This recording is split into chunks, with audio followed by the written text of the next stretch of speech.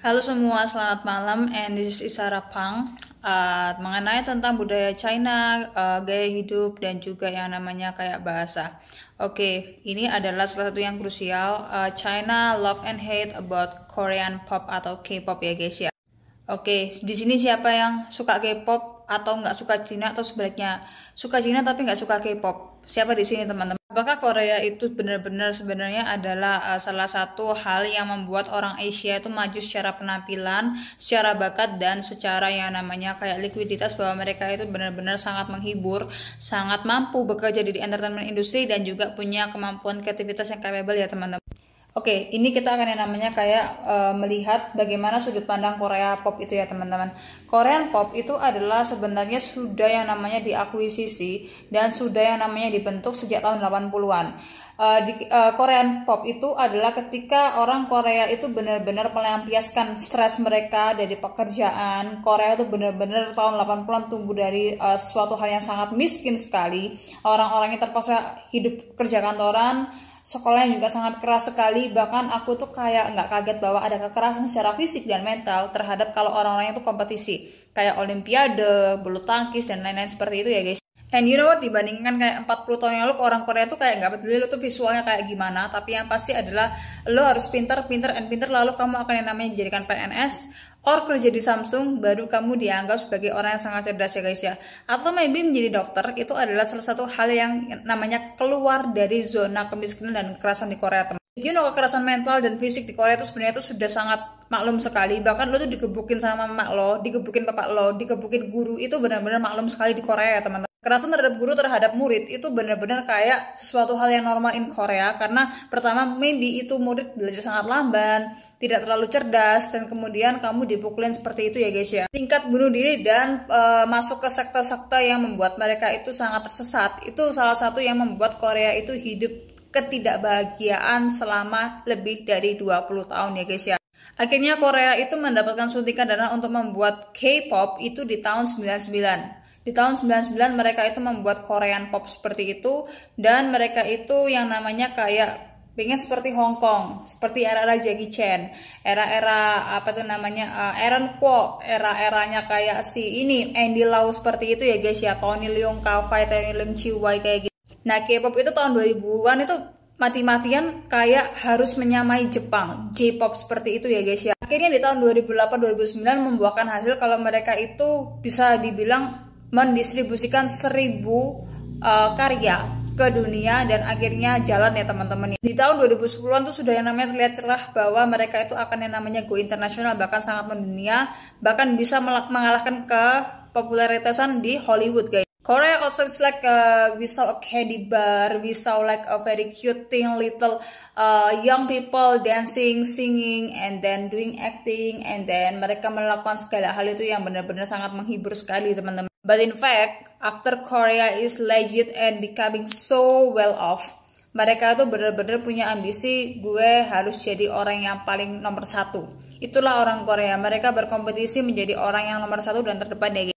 And in the Korea, apa tuh namanya, di sana mereka sangat anti sekali orang-orang yang pengen impor idol itu dari Jepang. Korea is really hate about J-pop ya teman-teman. Orang Jepang yang menang secara visual sama tahun 2000-an 90-an karena mereka cute, pelampi, dan juga kayak kulitnya kemerah-merahan seperti itu membuat Korea tuh sedikit agak jealous, dan mereka nggak tahu gimana caranya supaya cewek-cewek yang jadi garda terdepan, jadi public figure itu harus lebih cakep dibandingkan anak-anak Jepang ya. And the ombre lips akhirnya muncul, yang namanya kayak plumpy face atau apa tuh akhirnya muncul ya teman-teman. Saat itu mereka tuh memilih negara-negara yang anak-anaknya itu dilihatnya itu good looking tapi di daerah-daerah miskin. Sebut aja kayak Thailand, and then Vietnam, kemudian juga China, Hong Kong no teman-teman. Kemudian juga kayak daerah-daerah kayak Filipina, and then Vietnam ya guys ya. Bahkan kalian kalau boleh percaya, saking Korea tuh pengen menjadi orang-orang yang good looking, cewek-cewek muda atau cowok-cowok muda itu dipaksa untuk rasis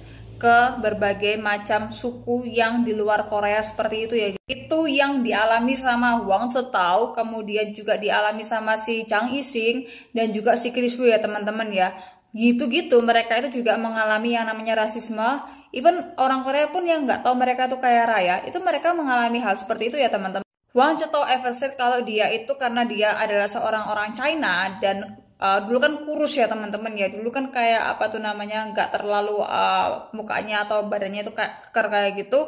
Itu pernah yang namanya dia disuruh untuk latihan untuk menggantikan yang namanya kayak apa tuh member EXO salah satunya tuh, hanya karena dia tuh orang China dan karena apa tuh namanya temennya ini kelelahan akibat yang namanya kayak promosi ke berbagai kota-kota. Sedangkan dia yang orang China itu cuman dipromosikan ke 3-4 kotaan seperti itu ya guys. Geng itu juga dia keluar dari K-pop gara-gara itu. Gara-gara dia tuh dirasisin hanya karena dia tuh orang China dan tidak terlalu bisa yang namanya bahasa Korea ya guys. Kalau lo gak cepat yang namanya kayak belajar bahasa Korea, lo mending keluar aja atau kita bully aja untuk yang namanya kayak tampil visual seperti itu ya guys. Nah, gimana dengan anak-anak yang lambat sekali belajarnya? Nggak kayak si siapa ya, Bambam atau Lisa Blackpink. Kenapa dua orang Thailand tuh bisa yang namanya survive di Korea? Karena bagi mereka yang tulisan Thailand serumit itu untuk belajar bahasa Korea termasuk gampang loh teman-teman ya. Seandainya si Lisa sama si Bambam itu kayak diekspor ke China, itu ya mereka akan jadi orang yang bisa-bisa aja karena dari pengalaman pemahaman bahasa itu ya bagaimanapun Korea lebih gampang ketimbang yang namanya Mandarin ya teman-teman ya. Kedua, Lisa dan Bambam itu punya orang tua yang mampu. Misal mereka tuh seandainya tuh gagal jadi K-popper kayak gitu, makanya mereka tuh bisa yang namanya kayak bekerja di institusi Korea atau gimana seperti itu ya guys. Nah, terus kemudian kayak orang-orang Vietnam, Filipina, kemudian kayak Myanmar ada ya teman-teman ya. Yang good looking gimanain kalau misalnya mereka tuh gagal debut atau kayak siapa gitu ya kak ya. Kayak Tiara gitu ya guys ya. Yang di backup sama China kayak gitu. Ya, mereka pun akan jatuh ke idol kelas B. Idol kelas B itu apa teman-teman? Idol kelas B itu adalah idol-idol yang gagal terkenal pertama, dan mereka dipaksa untuk yang namanya bekerja di nightclub atau bekerja di salah satu kayak industri yang capek banget, kamu kayak di penjara gitu ya guys. When you are outsider, kamu akan pasti digaji lebih rendah dibandingkan orang Korea asli. Akhirnya kasus Burning Sun itu muncul nggak sih? Yang ada seorang pengacara yang temennya meninggal kayak gitu, yang namanya Suni itu nggak sih? Itu kan akhirnya dia speak up what happened with her.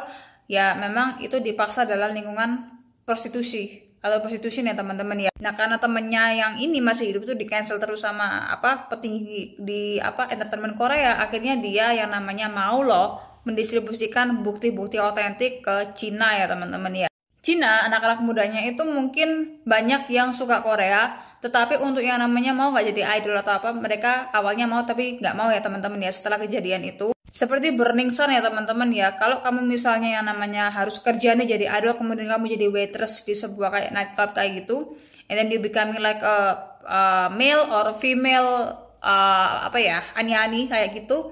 Itu udah biasa teman-teman di dunia per-K-popan. Konspirasi yang diutarakan sama pemerintah Cina itu adalah orang idol Korea, oknumnya itu memperbolehkan yang namanya kayak hubungan gay atau yang namanya kayak circle gay, dan juga ada pesta yang namanya kayak threesome seperti itu ya guys.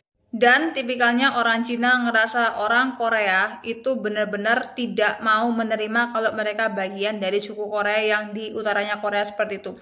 Bedanya utara Korea sama South Korea, utara Korea mereka mengakui kalau mereka masih bagian dari suku Cina meskipun udah beda bahasa dan sudah keluar budaya teman-teman ya.